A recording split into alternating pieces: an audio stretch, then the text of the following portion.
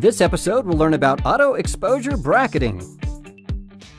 Adorama TV presents Exploring Photography with Mark Wallace, where you will learn innovative techniques on shooting a wide range of photography. Here's your host.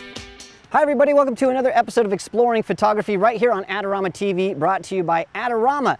It is the camera store that has everything for photographers. You can check them out at adorama.com. Well, a few weeks ago I was talking to some of my photographer friends about auto exposure bracketing, and one of my friends said he was having issues when shooting in shutter priority mode. Specifically, he said sometimes exposure bracketing just didn't work. Well, before we get into that, I just want to remind you that Adorama has some terrific contests, and if you enter, you could win some great prizes. Well, first let's talk about what exposure bracketing is. Bracketing is simply taking a series of photos of the same scene, usually 3 photos, one that's exposed correctly, one that is underexposed, and one that is overexposed. Normally you under and overexpose by the same amount. So if you had an underexposed shot that was underexposed by 1 stop, your overexposed shot would be overexposed by 1 stop as well. Well, almost all cameras have an auto exposure bracketing feature. Now, this is normally referred to as AEB. That stands for auto exposure bracketing. And it normally has a symbol that looks something like this. So if you see that on your camera's menu, that is the auto exposure bracketing symbol. Before we get into how auto exposure bracketing works, let's talk about why you might want to use it. Now, traditionally, auto exposure bracketing is used in one of 2 scenarios. The first is when you're not quite certain of your exposure, but you want to make absolutely certain you get the shot. This is something that landscape photographers have been using for years. Auto exposure bracketing is also used to create HDR images. HDR stands for high dynamic range, and it's when you take 3 or more photos and you combine them to create an image that has a photorealistic effect. In fact, I created an HDR image and used auto exposure bracketing in the last episode of Exploring Photography to create this image of the Basilica of the National Vow. Almost all cameras with auto exposure bracketing have the same basic settings. Now, for the specifics of your camera, make sure you check your camera's user manual, but generally, all cameras work something like this. The first thing you need to do is turn on auto exposure bracketing. Next, some cameras allow you to set how many shots you'd like to take in your auto exposure bracketing series. The third thing you need to do is tell your camera how much to over and underexpose each image. This usually ranges from 1/3 to 3 stops. Finally, set your drive mode to continuous or self-timer mode. Once this is all set up, you just press the shutter release once to take all the shots in the series. Now, on some cameras, you can set the drive mode to single to allow you to take each of the shots individually using a separate shutter press for each of the shots. It's important to understand that auto exposure bracketing works differently in different modes, and this is why my friend was having issues when auto exposure bracketing using shutter priority mode. Now, to understand this, let's first take a look at how auto exposure bracketing works in aperture priority mode. In aperture priority mode, you set the camera's aperture. Now, let's say we've set our aperture to f8. Now, the camera will use its built-in light meter to set the shutter for a proper exposure. Now, for argument's sake, let's say our shutter speed is 1/250th of a second for a proper exposure. If we've set our auto exposure bracketing to under and overexposed by 1 stop, here's what will happen.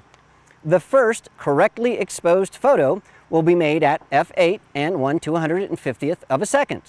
The second underexposed shot will be made at f8 and 1/500th of a second. And the third overexposed shot will be made at f8 and 1/125th of a second.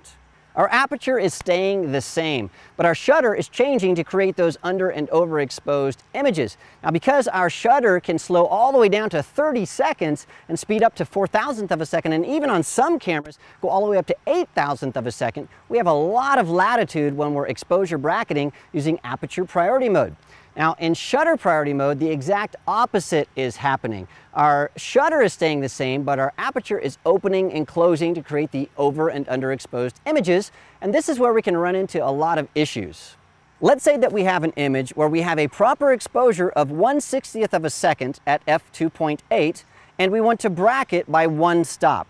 That's one image overexposed by 1 stop and one image underexposed by 1 stop. Let's also assume our lens has a maximum aperture opening of f2.8. Our first properly exposed image will be made at 1/60th of a second at f2.8. Our second underexposed image will be made at 1/60th of a second at f4. But we'll run into issues on our third overexposed image.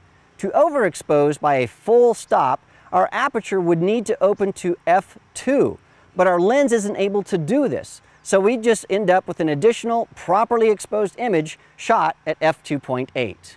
To fix the issue, you'd need to increase your ISO by 1 stop so your aperture would have some room to breathe, or you could adjust your shutter by 1 stop as well. It doesn't really matter which way you choose. The important thing to remember is that when you're in shutter priority mode using auto exposure bracketing, you're going to run into issues when the aperture is fully open for the properly exposed image. Now, what about manual mode? Well, in manual mode, there is no auto exposure bracketing. You do everything manually. You can either adjust the aperture to over and underexpose or change the shutter to do the trick. So in manual mode, you just have to do it yourself. Now, 2 additional notes about auto exposure bracketing. The first is when I'm using auto exposure bracketing, I almost always use aperture priority mode, because in shutter priority mode, when the aperture changes, your depth of field changes as well. And so that's something I try to avoid. And the second thing is bracketing isn't just for exposure. You can also bracket your white balance, you can bracket your ISO, and you can even bracket your focus. In fact, these are topics that we'll cover in future episodes of Exploring Photography right here on Adorama TV. So don't forget to subscribe to Adorama TV so you don't miss a single episode. There's all kinds of stuff that I'm doing, but there's all kinds of contributors as well. And you can check out the Adorama Learning Center for all kinds of articles about the stuff that we're talking about today. And you can see all of the past episodes as well. Thanks again for joining me, and I will see you again in the next episode.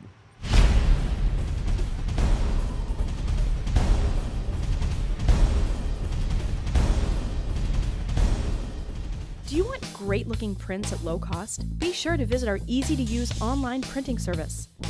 Adorama Pix has professionals who treat your images with the utmost care that you can count on.